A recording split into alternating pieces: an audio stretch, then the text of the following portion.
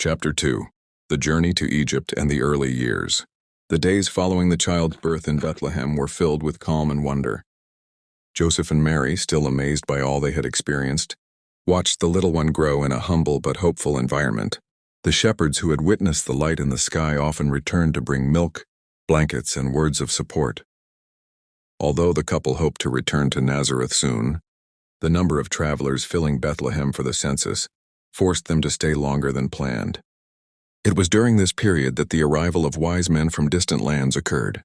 These men, who studied the heavens and ancient signs, had followed an unusual star that seemed to announce the birth of a special king. After stopping in Jerusalem and causing unease in Herod's court, they continued their journey to Bethlehem, where they found the child with his family.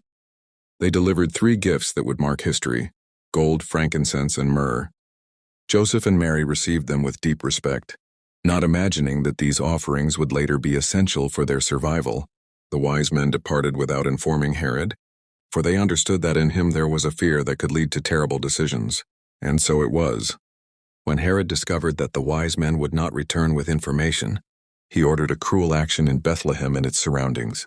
Joseph, warned in a dream of the danger, took Mary and the child in the middle of the night and embarked on a journey to Egypt, seeking a safe place where the child could grow far from the king's threat. The road to Egypt was long and demanding. The family crossed desert areas, joined merchant caravans, and moved steadily to avoid detection. The days were hot and the nights were cold, but Joseph did everything possible to protect them. Mary held the child, fed him, calmed him, and cared for him with silent tenderness. Despite the difficulties, both felt they were being guided by a greater force that would not abandon them. Egypt offered a mix of cultures, bustling cities, and Jewish communities that had lived there since ancient times. It was in this environment that Jesus spent his early years. Although life remained humble, the family found stability in work. Joseph continued his trade as a carpenter, while Mary kept the home and dedicated every moment to the child's care.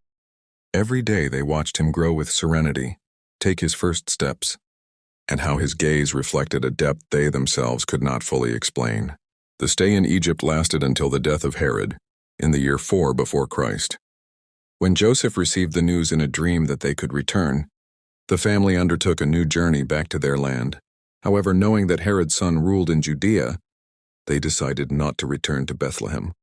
They settled in Nazareth, their city of origin, a quiet place surrounded by hills and workshops where life went on without the political pressure that had marked their early days. In Nazareth, the most silent stage of the child's life began. Joseph taught him to work with wood and to understand the patience of crafts. Mary transmitted stories, teachings, and the value of kindness.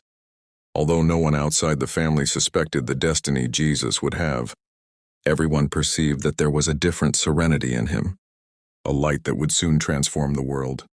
Thus continued the story that began in Bethlehem. Christmas did not end with the birth, but continued to grow with each step of that family, guided by faith and the certainty that this child had come to bring a message that would cross the centuries.